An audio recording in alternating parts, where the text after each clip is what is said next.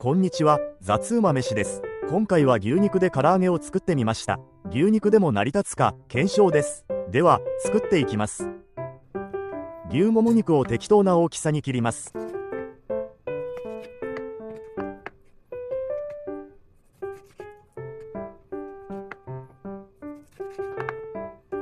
ボウルに移して調味料につけていきます。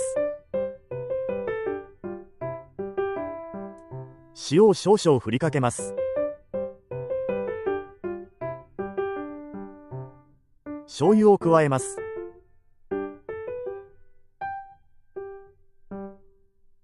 料理酒を加えます。ハイミーを10振りし、うまみを足します。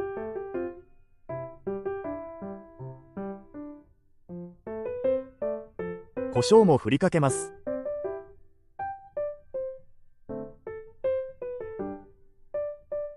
ニンニクと生姜を加えます。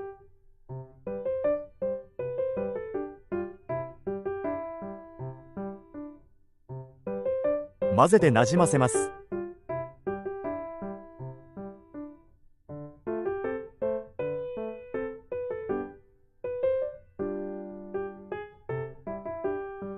ラップをかけて30分ほどつけておきます。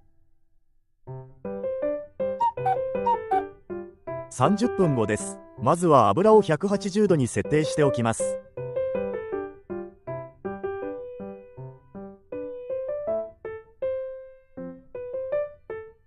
漬けておいた牛肉です。ラップを取ります。小麦粉と片栗粉を1対1にした量です。混ぜて加え絡めます。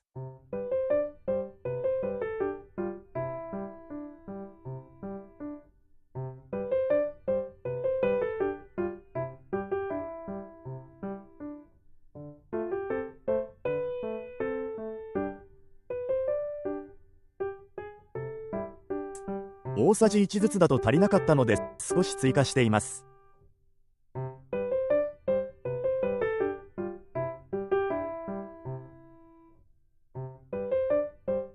このぐらいで準備完了です。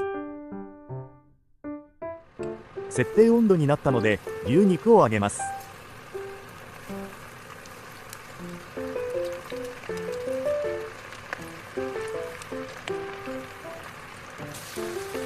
途中で裏返して全体で3分間揚げます。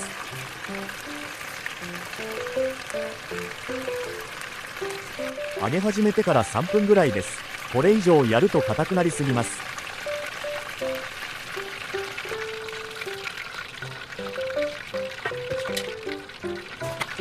牛唐揚げの完成です。見た目いい感じに仕上がりました。